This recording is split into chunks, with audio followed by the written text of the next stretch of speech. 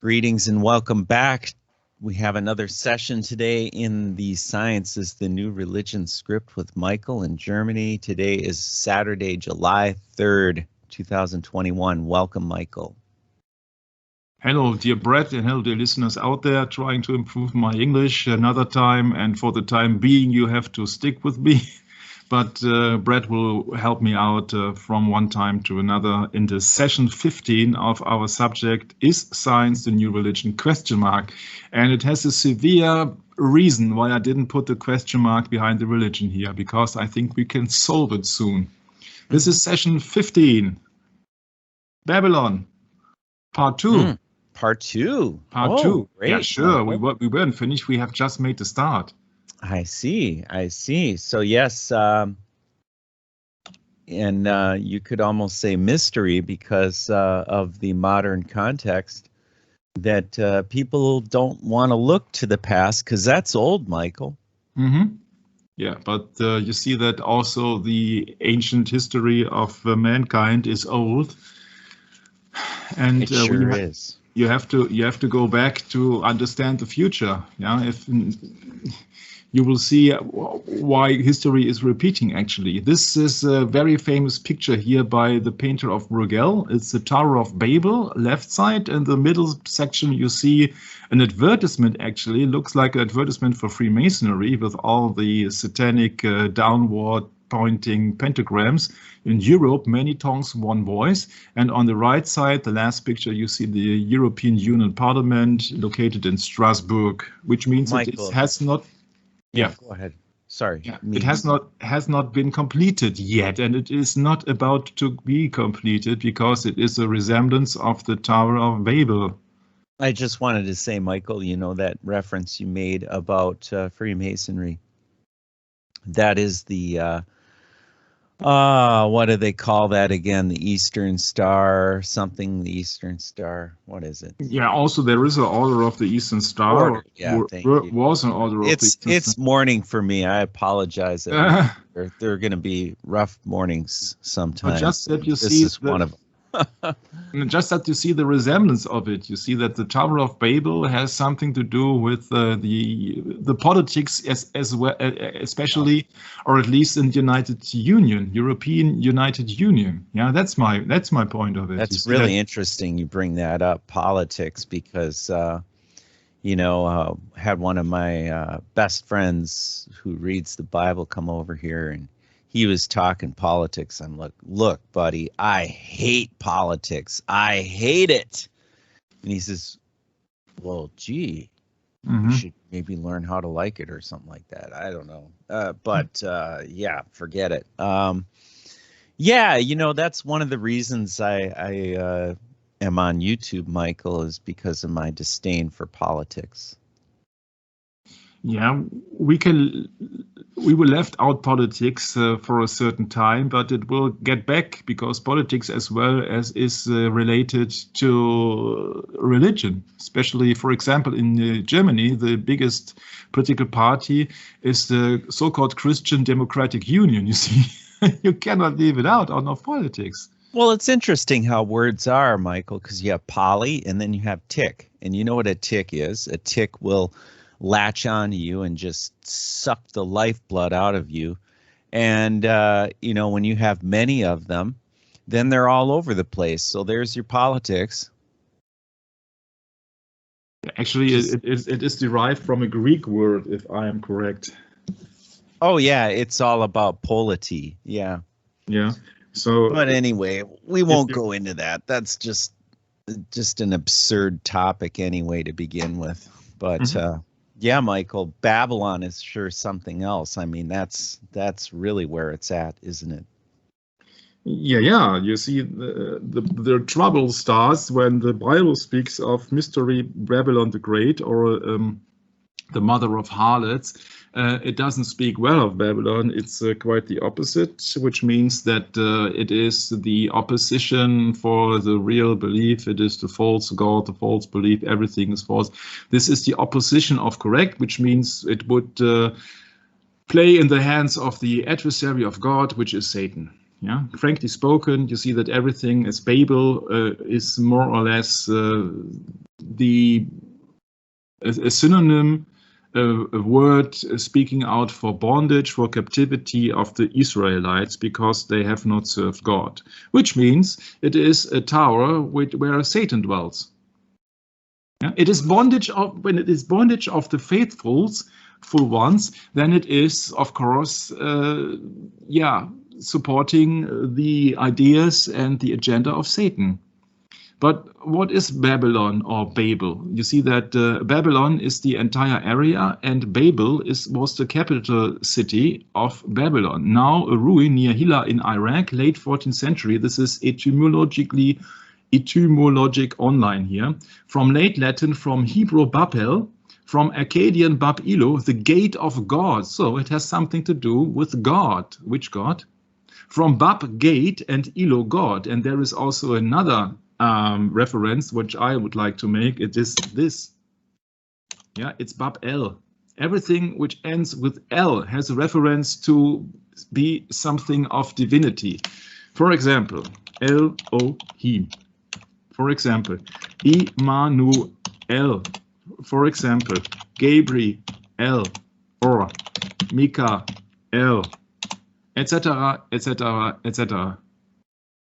You see, the ending or the verb el means something of divine. You can look it up in the Isod. Well, in the beginning, you see the first one, the beginning, God. It's Elohim. Elohim.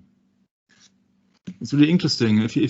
I came down that path when I was thinking about, oh yeah, the electric light orchestra could be something to do with the tool for Lucifer, because he was a long time before he was supposed to be the light bearer. But you see that ELO, the Electric Light Orchestra, also has an abbreviation which means ELO. It's also interesting. So it could mean something else. But it's a plural. It means gods, Elohim. Yeah. So it starts with EL in the beginning. Yeah. The name of God starts with EL.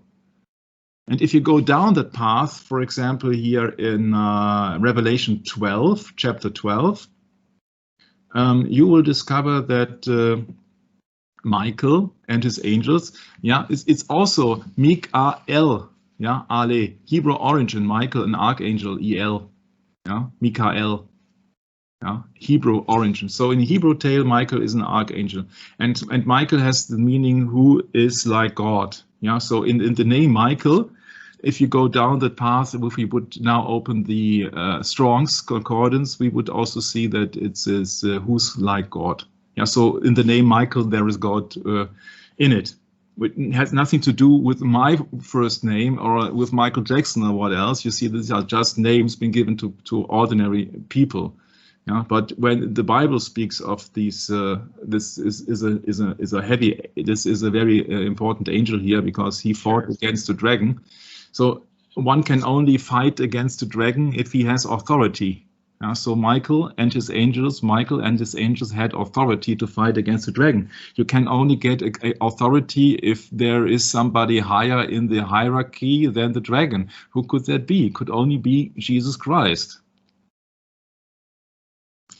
Okay, but that's for another thing. So this is Babel, the gate of the gods, with the confusion of tongues. And what do we see here? Europe, many tongues, one voice. Yeah, it is in opposition to the biblical teaching that God confused the tongues at the Tower of Babel. And now Europe is erecting a city or a monument or what else, where many tongues are gathered but speak with one voice. So it's the opposite of the Bible, yeah, which means the adversary is Satan of Jesus Christ, or of God itself, which means here you got the proof that it has a biblical context. Many tongues, one voice. Yeah, and the confusion of tongues, tongues. Yeah, see, tongues. Many tongues, one voice, and here confusion of tongues. As a punishment for the heretic in the eyes of the Lord. Okay, let's move on. You see, Babel was a big city. city comes from late Latin, means citizenship, condition of rights of a citizen membership in the community, and is let's say is a large and important town nowadays. But nowadays, for the real big cities, you call them metropolitan areas, which comes from the Greek metropolis, which means the seat of an archbishop. Okay, I think it is archbishop. I'm not quite sure if it is only a bishop or an archbishop. I mean, it is an correct. I think you're right, Michael. It's a hierarchy. Yeah. Mm-hmm. So cities, a large and important town. The Latin word for city was urbs, U-R-B-S. Interesting, huh? But the resident of that cities was a civis. Yeah, civitas seems to have replaced urbs as Rome lost its prestige. Yeah, so urbs was once a Latin word for city. Interesting, huh? When you come down to I found that interesting. But you see that. Do you believe in coincidences? This is Peter Bruegel's depiction of the Tower of Babel in 1563, and this is Louis Weiss building seat of the European Parliament in Strasbourg in France, about 400 plus years later. What a coincidence, huh? And then they speak with many tongues, one voice. You see, you have to compare the things. So what's special in Babylon or Babel or Uruk, where the civilization supposedly starts? This is a relief of a Neo-Babylonian ruler in front of the Etemenanki ziggurat in Babylon. The piece is highlighted to better show the details. That looks like an artificial tower, doesn't it? With maybe a door or something like that on top. Yeah, wouldn't that be similar to what you think of an ancient temple? You see that at least you would think of that as an ancient priest, with holding a staff, having a kind of fish head on his head and saluting something. Maybe that's a scroll, I don't know. Yeah, but that picture I found interesting. What's a cigarette? A cigarette is the cigarette of Ur is a Neo-Sumerian cigarette was in the city of Ur in present day. The structure was built during the early Bronze Age, 21st century before Christ, but had crumbled to ruins by the 6th century before Christ of the Neo-Babylonian period, where it was restored by King Nabonidus or Nabonidus. Yeah, and that same ziggurat you see here in that famous video, which I have pointed out, from Even at the Doors, Ur of the Chaldees. Okay, so the Sumerian city of Ur of the Chaldeans in modern Iraq was home, he said here in the video, to the patriarch Abraham, and was one of the oldest and technology advanced cities of the ancient world. Yeah, you can look that video up. You see the video is quite long, it's more than 1 hour, and it's full of facts of the interesting ancient history. Okay, so that is the channel is called Even at the Doors. That's also a biblical reference, as you see. So Urukasdim, commonly translated as Ur of the Chaldeans, is a city mentioned in the Hebrew Bible as the birthplace of the Israelite and Ishmaelite patriarch Abraham. You see, there is very, very controversy in the Muslim community. They think that Ishmaelite was the favorite son of Abraham, and therefore you see that it has been twisted around. But you might think that why am I referring now to Ur when I was talking about Babylon? You see, I'm referring to all the ancient temples where they have started all the research into scientific matters. In 1862, Henry Rawlinson identified Ur Kasmin with Tel El Muqaddar near Nasiriyah in southern Iraq. And people in the internet on Good Faith Media, they are questioning the location of Ur. That I found very interesting. Interesting, I found also that site. Yeah, you know, it is in ruins now, but nevertheless, you see that they were really able to build something 5,000 plus years ago, didn't they, Brad? Mm-hmm. Mm-hmm. That you see all these angles here, for example. Yeah, this is not that easy to build. Yeah, I think you have to have some skills. I think that is in very good condition, in surprisingly good condition nowadays. Maybe it has been modified, I don't know, but just to think of that also high buildings are supposed to be skyscrapers, are supposed to be buildings of worship. And what would that now be, the Tower of Babel, compared to the European Parliament? Yeah, these are also things who have relations to the Bible and also to buildings or similar to mountains where the gods dwells. This is a partially restored great ziggurat of Ur. Yeah, and this website here, Good Faith, what was it? Good Faith Media. They are questioning that. They are saying that, oh no, maybe it isn't right, the location. Maybe the location was in Turkey and not in at the Chaldeans, because the Bible clearly speaks of Ur of the Chaldeans. Yeah. So what's the point in that? People are always thinking about spreading doubt in that the people are busy with some worldly things. I don't care if it is in Turkey or if it is in Iraq or if it is in what else. I know that the Bible is correct. If you don't have the Bible as your foundation, you will get lost, because you have then thousands of websites claiming this or claiming that and disputing this and spreading doubt all over again. So where was Abraham's, or where is Abraham's birthplace? You see that I don't follow the route of people, I follow the route of the Bible. This is a Bible session, more or less. Okay? Even if that professor is a professor of the Old Testament at the Campbell University Divinity School in North Carolina. You see that everybody is free to have his opinion, but an opinion means not necessarily the truth. It's just an opinion, okay? So this is what I found out, where the first civilization in mankind, which is depicted in the Bible, was located. This is actually the modern day location, or the location of Ur of the Chaldeans. Yeah, to just have any kind of take notice that it is deep in Iraq. Yeah, so here is Saudi Arabia, here's Israel, Jerusalem. You see here is the Dead Sea. Somewhere here is the place where Moses and the Israelites were traveling, and somewhere here is the mountain where Moses received the 10 Commandments. Okay, now that you just, for the people who are not into geographic content, you have a slight cue where I'm heading to. And this is a depiction of the route that Abraham took. It is Haran is mentioned in the Bible, Babylon as well, and Ur. You see, he has to travel a long way. This is Abraham's journey. Okay. Yeah, you see these are two. Between the arrows here are 200 miles. We are talking about by foot. Yeah, so you need months to travel that. Yeah.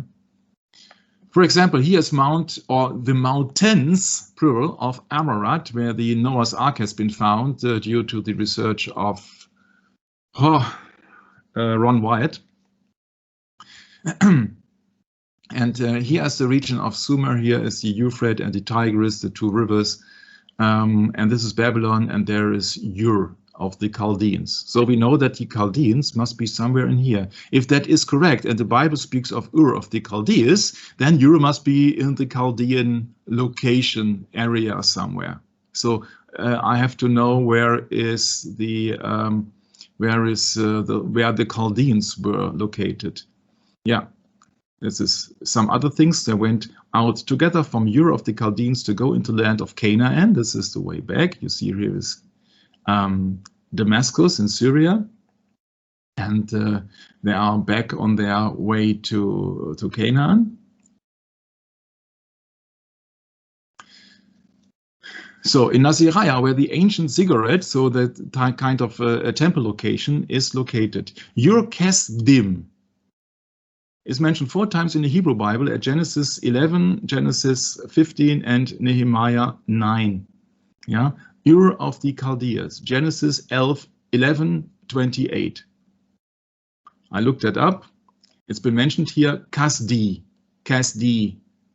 Occasionally shown as the second form with enclitic meaning towards the Kastites. a descent of Keset, by implication a Chaldean, also an astrologer, as if proverbal of that people into Chaldea. So it has a reference in the Hebrew tale and in the Strong's Concordance of Chaldea. There's no other way around that. It has to be in Chaldea, in my understanding. Okay. All the Septuagint, they do not include the term Ur. You see that I'm not going to the Septuagint because it is of Greek origin, and they didn't wrote the Bible or the chapters or the books in the Old Testament in Greek. Yeah, by the way, just so everyone knows, if you ever see capital L, capital X, that is the Septuagint. Yeah, it means 7. L is 50, X is 10, which means 70. Okay. You mean that? Right. Yeah. Correct. Yeah. That would. Oh yeah, Roman numerals at 7. Yeah, Roman numerals. Yes, that's what I just thought when you were speaking. Okay. Okay. Even in the New Testament, in the book of Acts, it's been said that our father Abraham, when he was in Mesopotamia, it speaks clearly of Mesopotamia, then he came out of the land of the Chaldeans. So I think that I'd say that the Chaldeans have something to do with Mesopotamia, don't you, Brad? And not with the Turkey or somewhere else. You see that Turkey is west of Babylon, and Ur is around the area, so there are hundreds of miles apart. So let's make a few interesting thoughts here. Let's skip it in that place, because that people are also always being confused with all locations and numbers and chronology in the Bible. They think partly worldly and partly biblically, and so there is a high danger of mixing it up.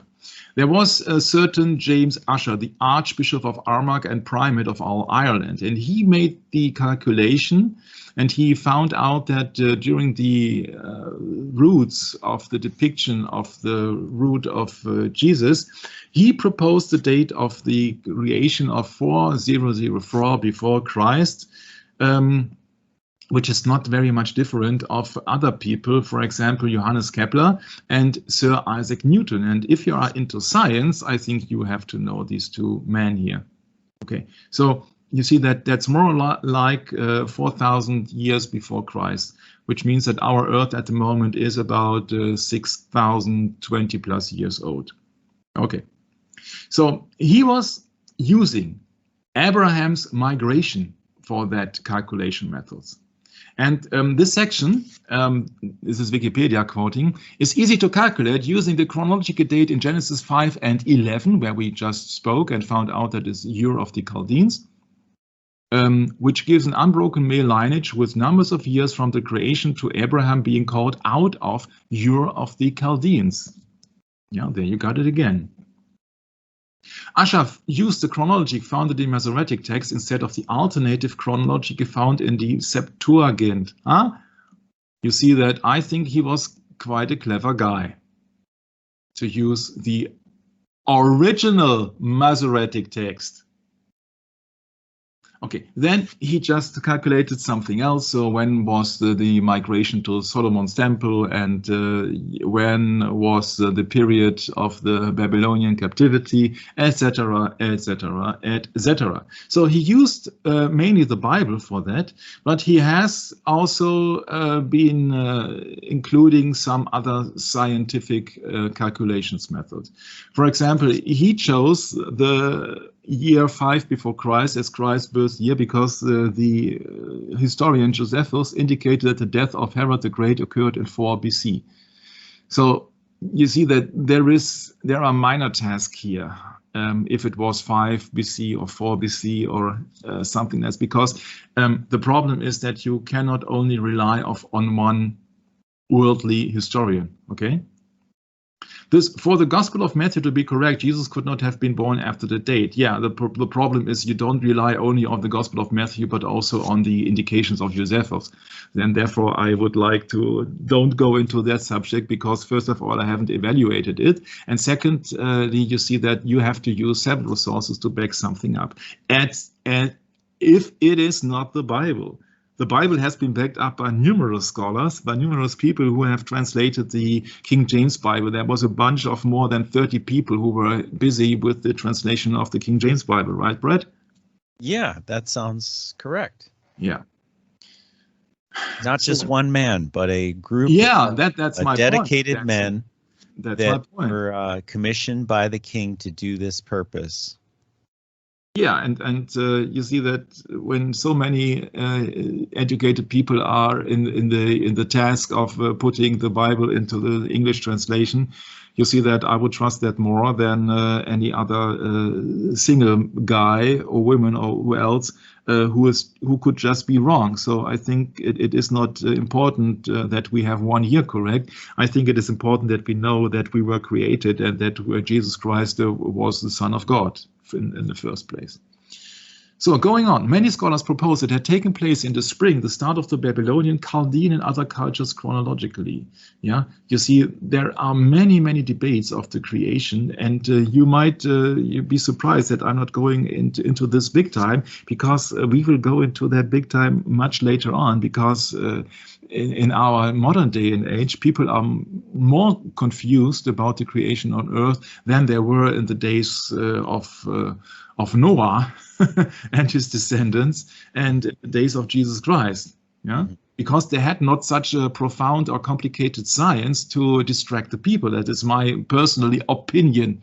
Yeah, this is just opinion. I'm just marking it as opinion.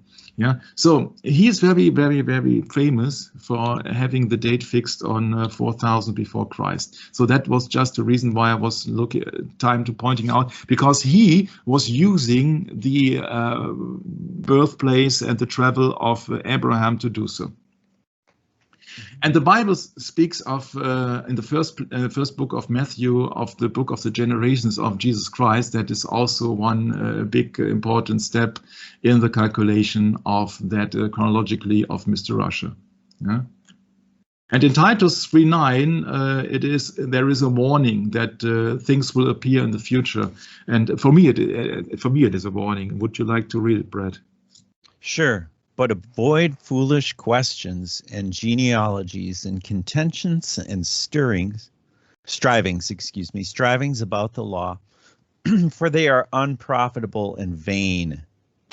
Let me repeat that. Titus chapter 3, verse 9. But avoid foolish questions and genealogies and contentions and strivings about the law, for they are unprofitable and vain. A man that is an heretic, oh boy, there's a dangerous one. Start talking about heretics. Well, which kind of heretic you speaking of? A heretic of the Word of God, or are you speaking a heretic of the Catholic Church?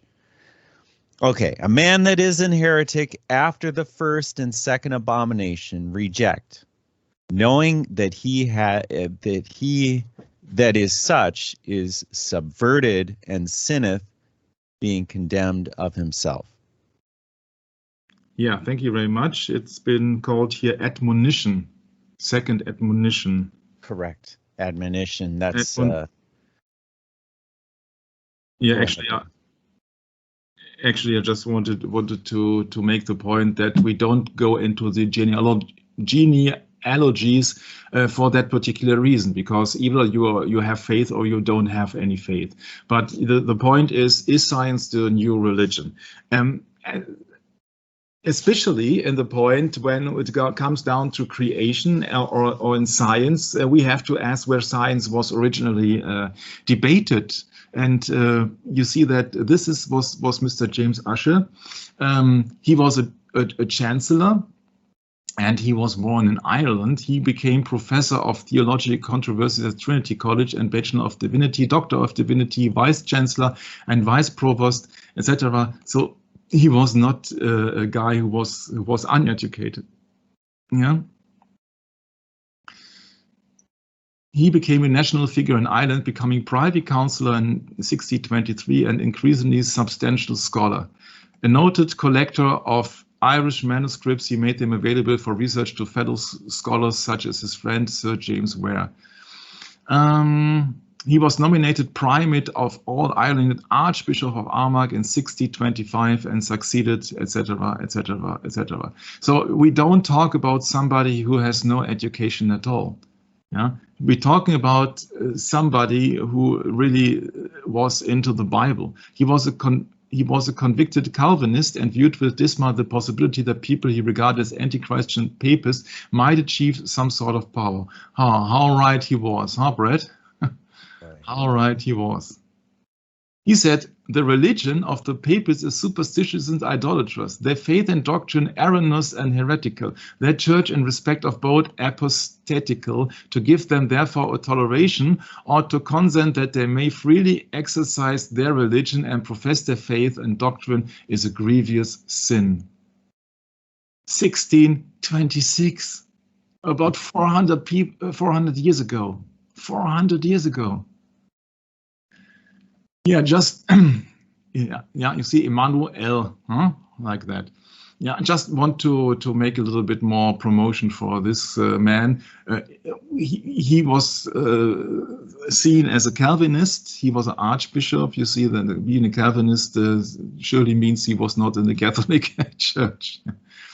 In 1640, he left Ireland for England for what turned out to be the last time. In the years before the English Civil War, his reputation as a scholar and his moderate Calvinism meant that his opinion was sought by both king and parliament. Yeah, so this guy has made up the claim that it was starting as at 4004 before Christ. His reported last words were, quote, "O Lord, forgive me, especially my sins of omission," unquote. It sounds like a humble man, if that is correct. Well, that was my little excursion into him, and now we get back to the subject. From about 2000 BC, we're talking about that the Uruk period long was gone. From 2000 BC until the early Hellenistic period, early 3rd century, Babylon was one of the greatest cities in the ancient world. It was marked by political stability and military power under three of the most powerful political dynasties of the ancient Near East. The first dynasty, the Kassite dynasty, and the Neo-Babylonian dynasty.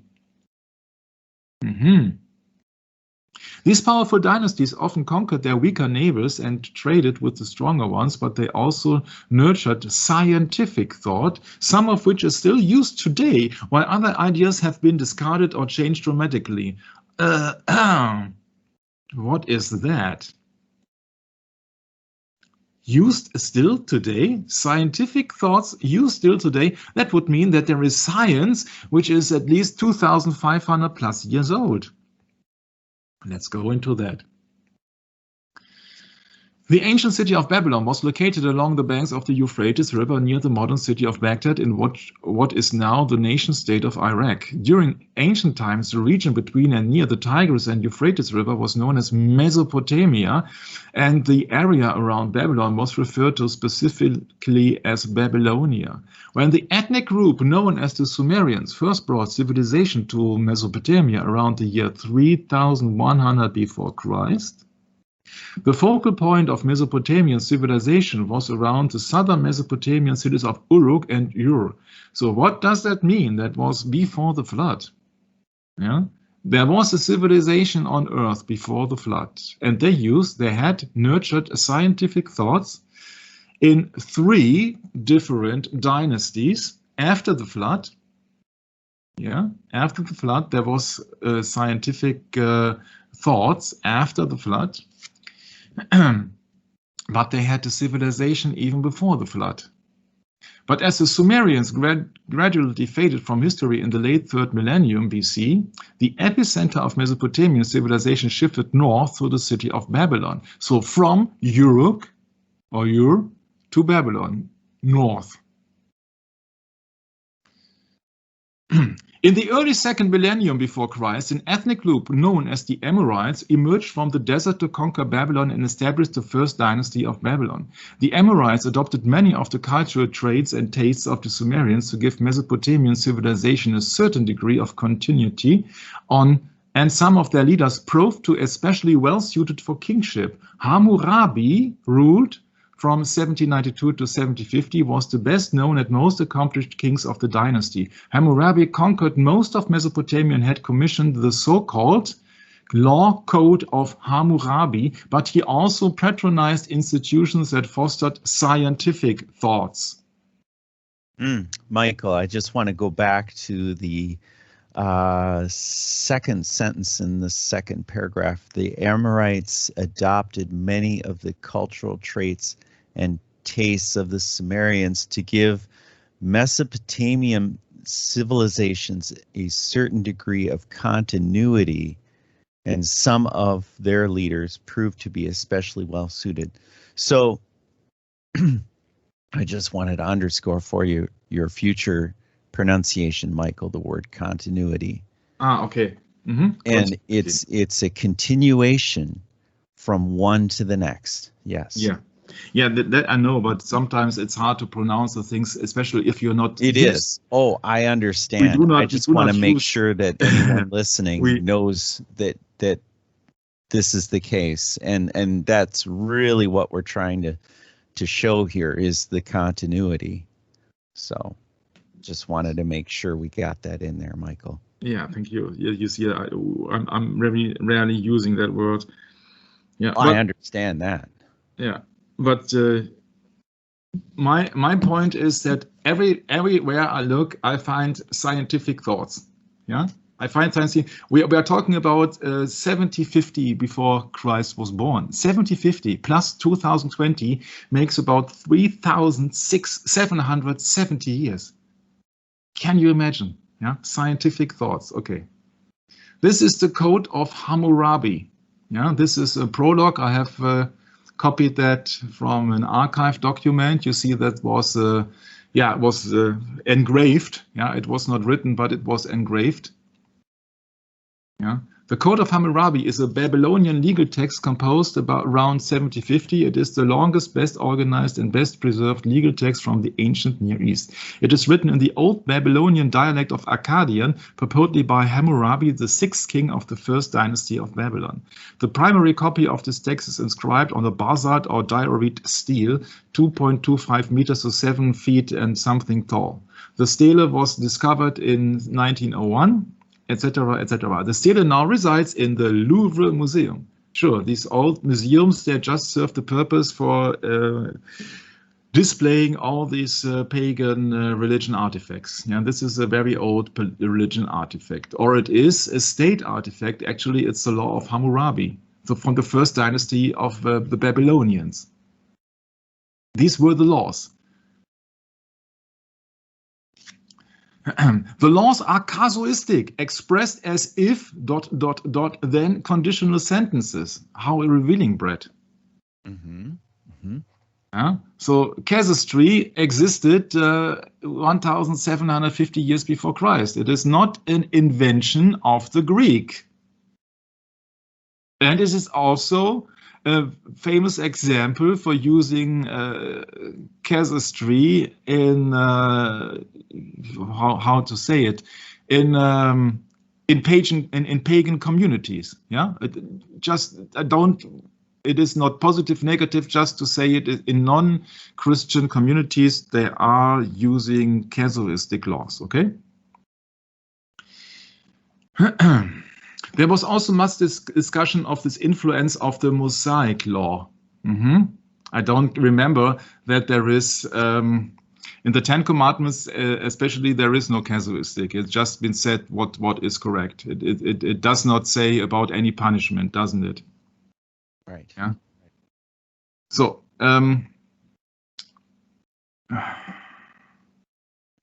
the US Capitol has a relief portrait of Hammurabi alongside those of other lawgivers, and there are replicas of the stele in numerous institutions, including the headquarters of the United Nations in New York City and the Pergamon Museum in Berlin. I think that is right in the face. Why should the United States Capitol display a portrait of that Hammurabi law? Give me just one clear explanation, please. Why should it be displayed at the United Nations in New York City? Or even at the Pergamon Museum in Berlin, where we know where the Pergamon altar and the gate of Ishtar is displayed, and we absolutely know from Revelation chapter 2 that this is the place where Satan dwelt. Yeah, I think you see that something about humanism or something about their laws must be of very interest for the United States Capitol and the United Nations and the Pergamon Museum in Berlin. So they must have something in common. They display ancient laws. Why do they do that? I thought they were just ruled by the people, Brett. Well, certainly when you look at the Bible, I think it explains that situation very well. Very well. You mean Revelation 17 with the kings of the earth? Well, yeah, specifically also, you know, in the very context of Mystery Babylon. Yeah. Great. The mother of harlots and abominations of the earth. You know, she's got to, you know, this is how I say it often, Michael, just to be blunt and to the point, that Satan likes to leave his mark. That's his mark. Yeah. He marks his territory. That's what I want to say. Satan marks his territory. And he does it through his orders, like the Freemasonic order and the many different orders that follow that, like the Order of Malta and others, you know, many, many, many others. Order of the Red Cross. You know, it goes on and on and on and on. I inserted here the display of one of the thumbnails of these sessions. This is called Science is the New Religion, with a spiral, which was also kind of goddess in Egypt, but that would be too far now to go into that context. But is science the new religion or is it not? My question simply is, if Babel or Babylon is the apostate church, which is clearly depicted and clearly been said in the Bible, right? Then Babylonian science being transported and being written down and being taught by their high priest and scribes becomes a pagan science as well. Would you agree on that? Of course. Yeah, so it's all about promoting paganism. That's right. Yeah. Because when you are a pagan, then you are what we deem as worldly or satanic, actually.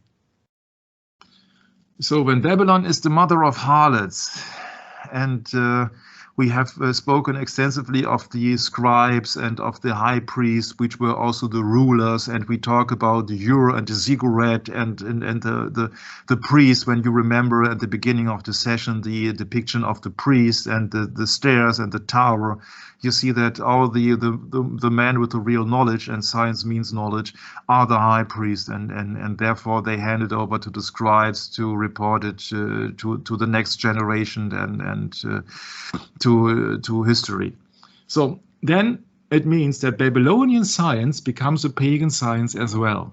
And as the Israelites, the believers in Jesus Christ, or the believers in the Almighty God, or the holder of the Ten Commandments, were in captivity both in Egypt and later in Babylonia, Babel. Yeah, so that means they have been under the yoke of Egypt. They have been under the yoke of Babylon, and if Babylon is the mother of harlots, yeah, I like to get back to the Bible here. I have to look it up in the Revelation, actually, to back my claim.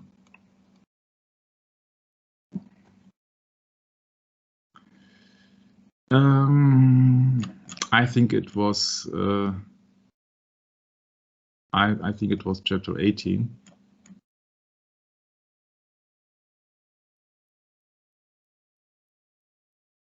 Yeah.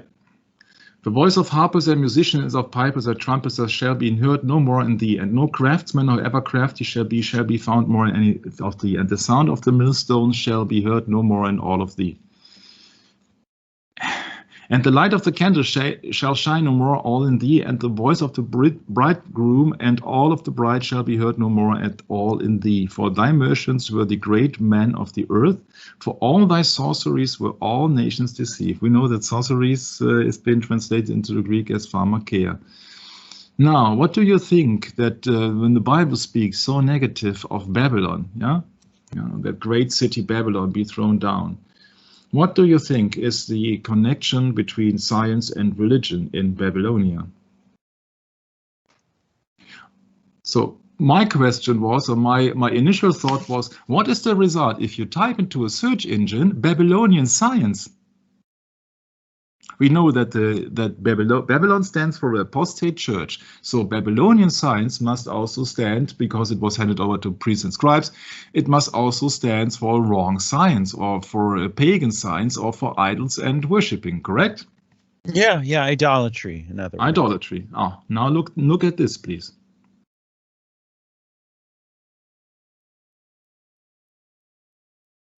The first one who comes up is Babylonian astronomy. Stop calling the Babylonian scientist. Huh?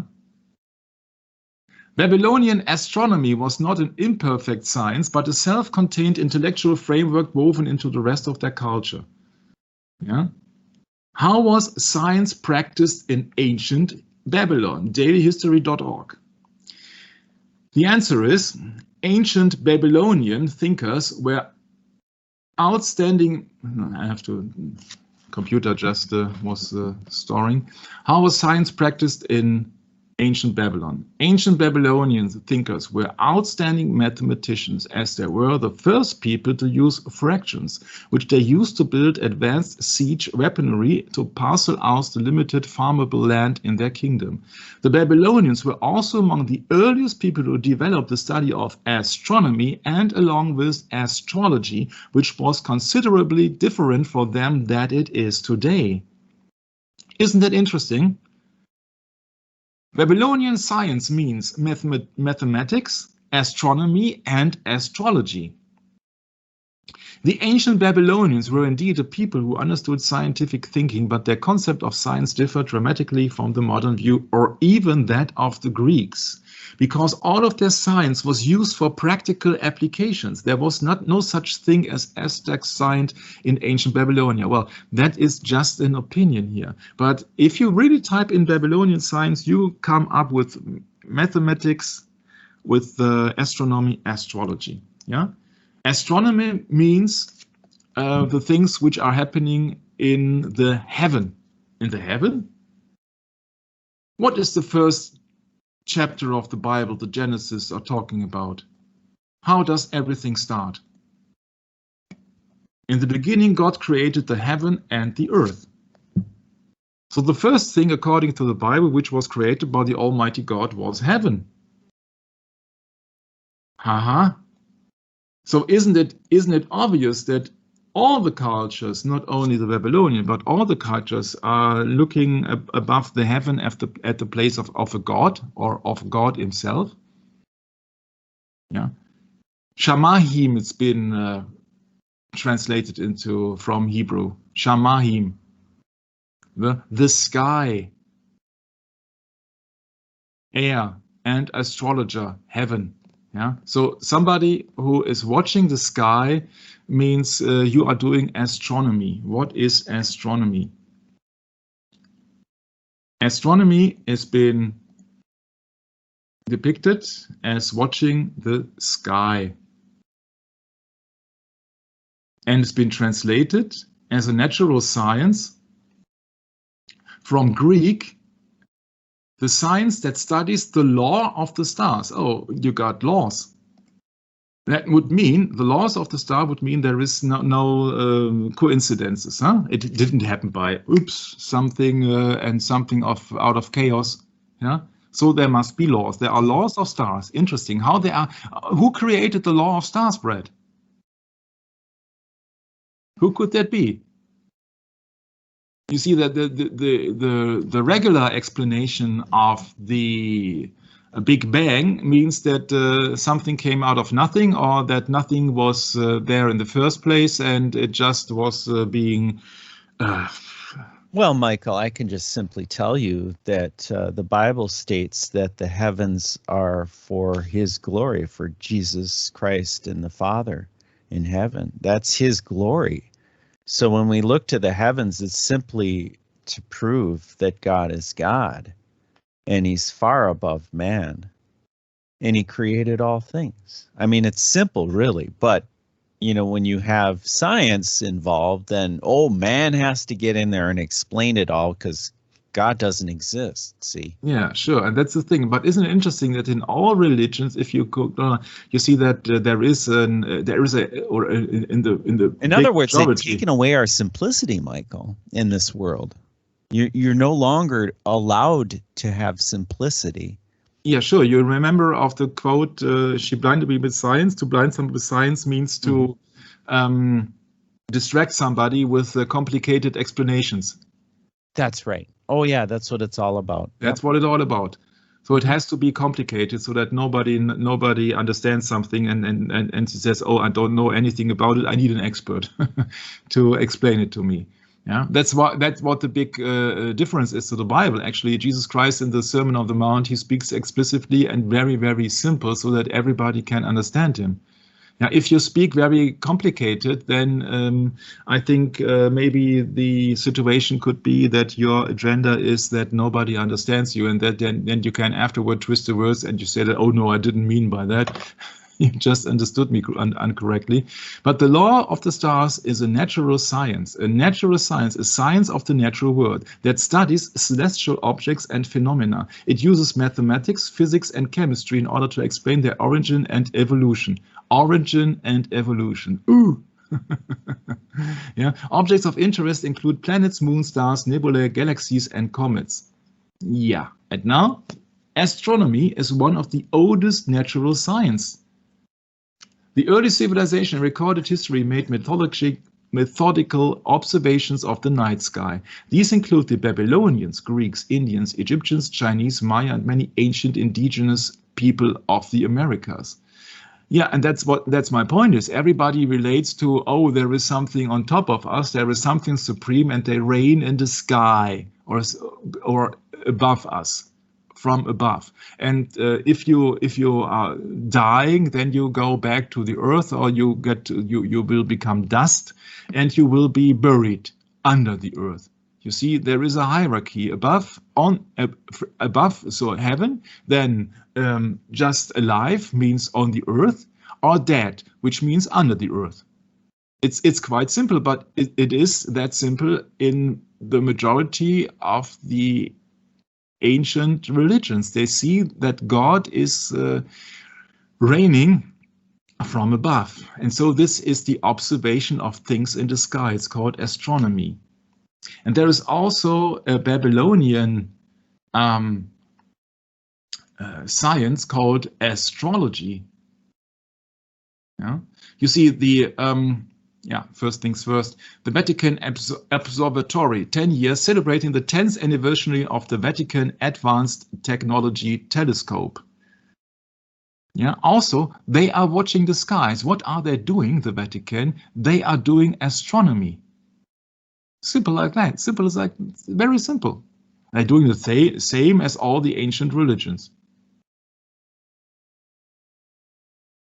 And the Bible just said that was God created everything in the beginning. He created heaven and the earth. So that means that heaven came first. And the explanation of the things, the physical and mathematical explanations, is called astronomy. So when you really want to know when the moon will reappear, or when the star what star is doing this movement, or how this nebula is called, then you have to use astronomy. You have to use very sophisticated tools to look at the sky. You see the sheer size of that observatory. And so this is as old as science can be, is watching the skies and predicting where it all came from and what's it all about and maybe how the future will look like. And the explanation of stars in the ancient times as seen as gods and messengers and signs for the future is called astrology. For example, you got here a so-called horoscope, which means watch, a display of the hour of birth. That means horoscope. This is the root of the horoscope, which in Latin is called radix, R-A-D-I-X, which means the root, yeah, like a root of the tree. Yeah, this is from Mr. Kepler, who also calculated the supposed beginning of the creation of Earth, together with Mr. Isaac Newton and together with Mr. James Ussher of Ireland. And this is a horoscope of Mr. Wallenstein, who was a famous general, soldier, commander-in-chief in the Middle Ages. Yeah, you see, this is an ancient one. There are more modern ones. Now you see here a sign of the sun. This is a simple circle with a dot in it. You see here a sign of Cancer, which is just 69, like a 69. Yeah, it's a sign of Cancer. This the 2 stands for Gemini. These are the horns of the Aries, etc., etc., etc., etc. Yeah, this is Sagittarius, the arrow. Yeah, this is Scorpio. This is Libra. Yeah, these are 12 areas. They're called the 12 houses. And this is from 1608, yeah? 1608. So if you think that Mr. Kepler was just a scientist, oh, you see, he used Babylonian science as well, because he used the horoscope. Interesting, huh? So what's astrology? In Babylon, as was the case in every pre-modern society, religion and science were mingled. Ha! What is the name of the show? To the point where it was often difficult, if not impossible, to separate the two. The primary deity of Babylon was Marduk, who was associated with a planet known today as Jupiter.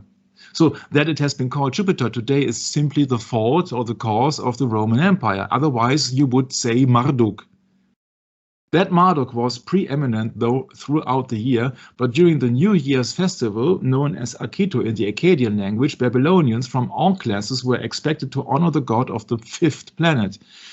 The priest would parade the sacred cult statue of Marduk to all the temples before being placed in the restricted sanctuary for another year. The mixture of religion and science would continue and become more pronounced in the later Babylonian dynasties. The mixture of religion and science would continue, quote unquote. Isn't that interesting how they tell you, Michael, in that last explanation, that more or less, well, we took science from Babylon and we're using it today. Yeah. And we're justified. Sure. Yeah, go back just a little bit for a second. There was a sentence in there. Yeah, right here. In Babylon, as was the case in every pre-modern society. Well, what are they talking about here? Every pre-modern society? Oh, the Dark Ages. Religion and science were mingled to the point where it was often difficult, if not impossible, to separate the two. Yes. So when the people were inspired of God to reform the indoctrination the church had suppressed the people so long they couldn't take it anymore, and Martin Luther rose up as one of many people that wanted to reform.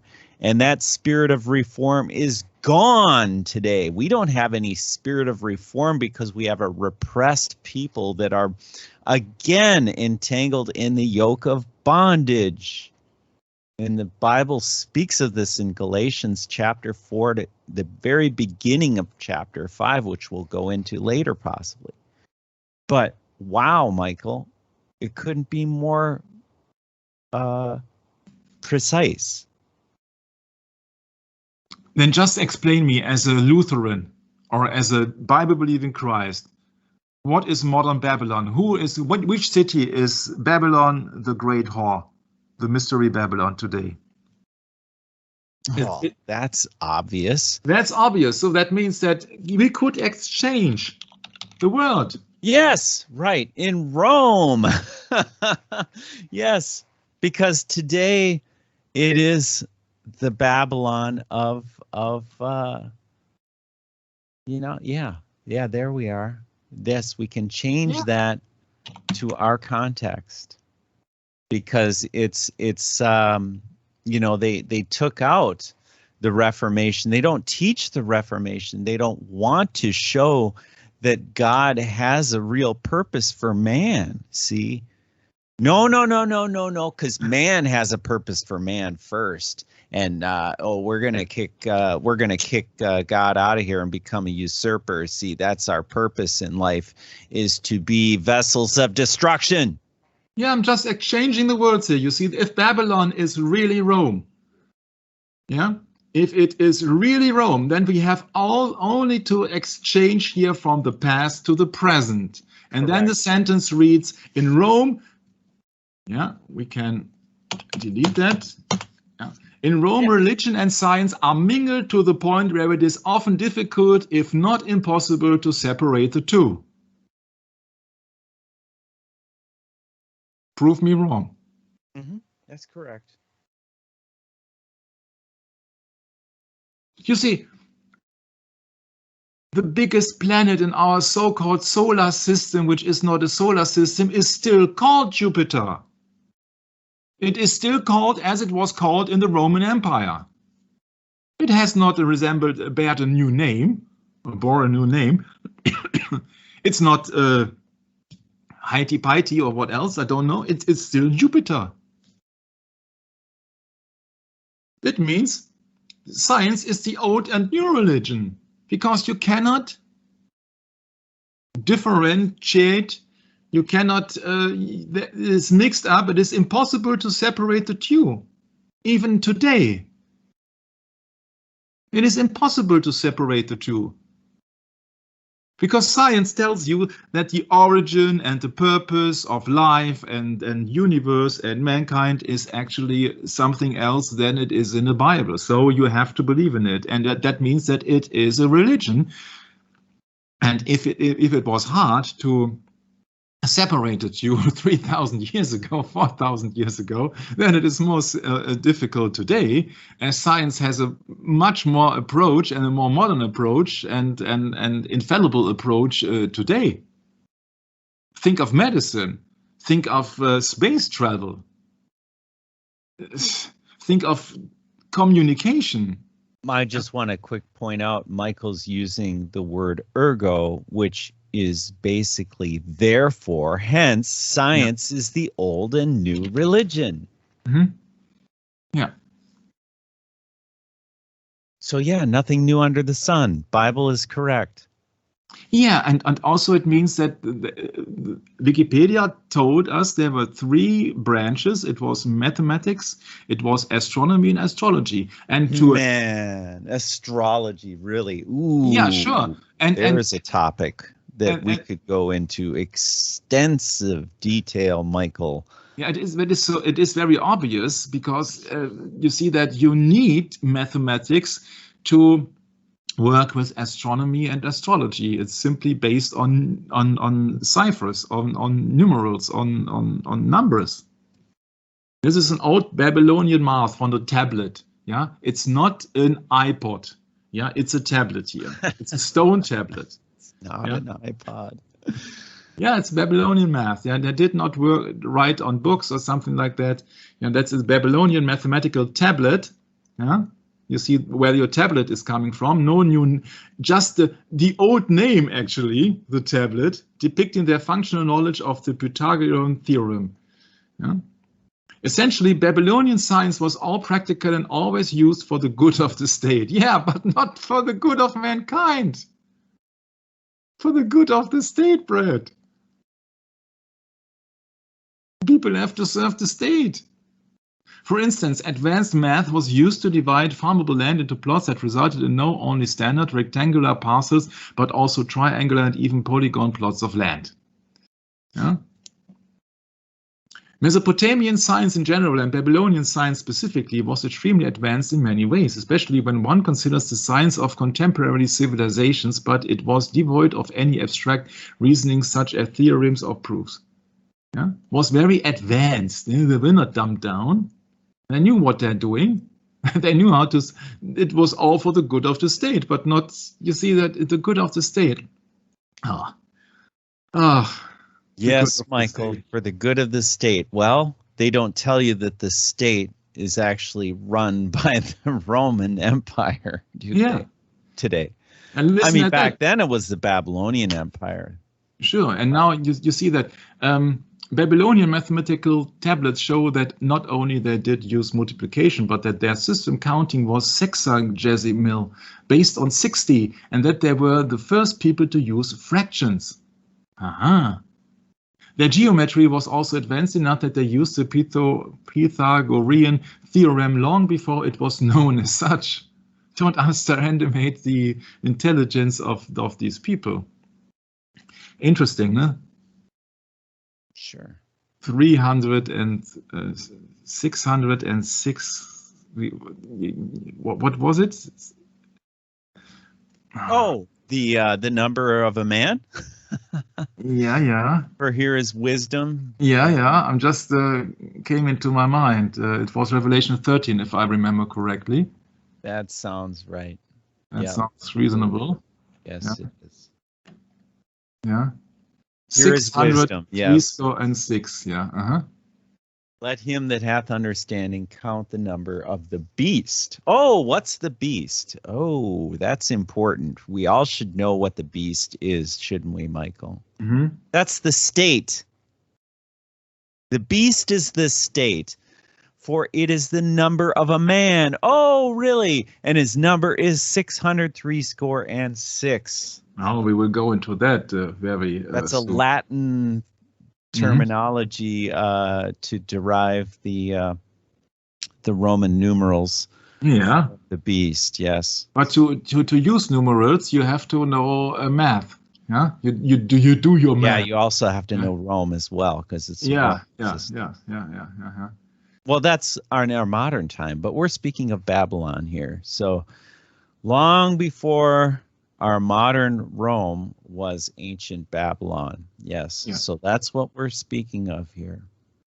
Actually, if Rome is Babylon, you see the founding of Rome took place allegedly 753 before Christ. Okay. So it is not far-fetched to think that when they were in their Babylonian captivity, Rome existed already.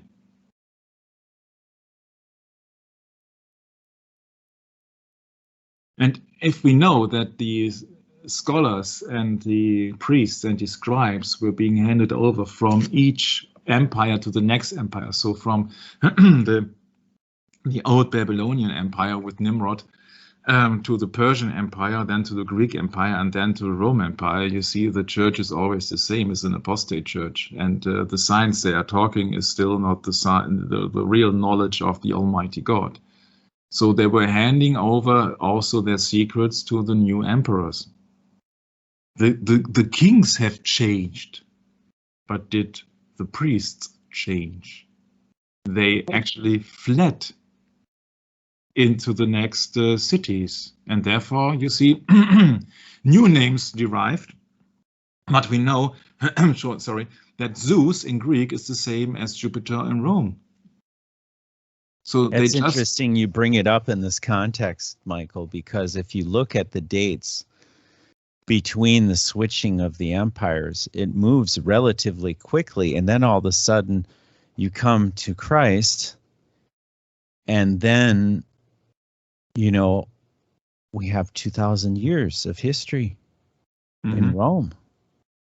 We didn't have 2,000 years of history in Greece, nor Medo-Persia. Mm-mm.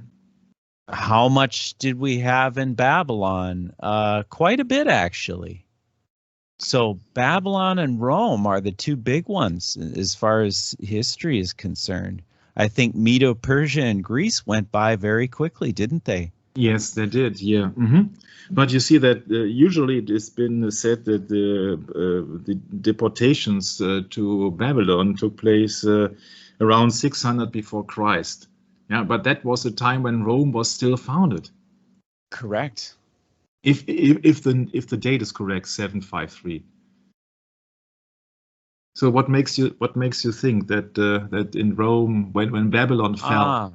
But that's interesting you say that, because in the beginning of our session today, Michael, you mentioned Neo-Babylonian or something. Yeah. So could that be the period? Would it be a Neo-Babylonian period that let's go back into Rome that. came about? There. Oh, that's what you're looking for. Interesting. Yeah. You actually have the date. Yeah, and you see that Rome was founded allegedly by Romulus and Remus. Yeah. Yes. Romulus and Remus, who never supposedly existed. Rome's foundation took place 753 BC. So even before the Neo-Babylonian dynasty. Yeah, that's my point. You see, there are at least 150 years between. So Rome still was a small city. Yeah, that's right. If you look it up, you see you cannot have any name and date accessible in your brain. The founding of Rome, you see, 7 myths, legend, myths, founding myths, 753. Yeah, the most familiar date given to the foundation of Rome, 753, was derived by the Roman antiquarian Titus Pomponius Atticus and adopted by Marcus Terentius Varro. Yeah.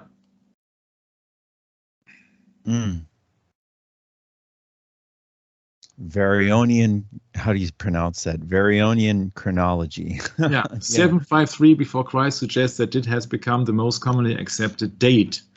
Let's look if they have something to tell about Babylon. Oh, I'm sorry. Right. Nothing happens here. Just move on. Nothing to see. We're down the rabbit hole. Nothing to see. Yeah. Yeah, but that's my point. You see that when they were in captivity, Rome still existed, but it grew and grew and grew and grew. Yeah. Well, it's tough, looking at all of this old history, because what's corrupt and what's pure? That's the question. Sure, but it has never been the big capital city from the beginning, from the start. Yeah. Correct. Yes. Correct. Absolutely right. It started out very humble, just like all small. Yeah, it cannot be the capital city of some important city, because at the moment at this time, you see, it wasn't of that importance. No, it wasn't at all. No. Yeah. The name of Rome, and we also know that it was not Rome; it was Stur. At the beginning, if I remember correctly. Interesting. Yeah. So Stur means Saturn. Yeah, it's also a name of a planet, but that's too early to go into that. You see that we cannot do more than 35 pages in one session. Now you know why I need 100 sessions like that to cover more than 3,000 pages, because it's just it goes left, right, left, right, left, right. But if you really use your brains, then you come down to the conclusion that nothing has happened if Babylon is Rome.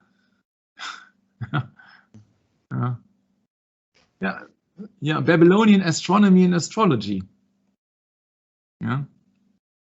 I think we should make a break here for the upcoming session, because I think it is simply otherwise too much to concentrate, to focus on that kind of topics more than 90 minutes, also including me, because I have to have a break for a few minutes and to drink something to go into the next thing, which is, of course, Sure. you could guess it, Babylonian science, part 3, astronomy and astrology.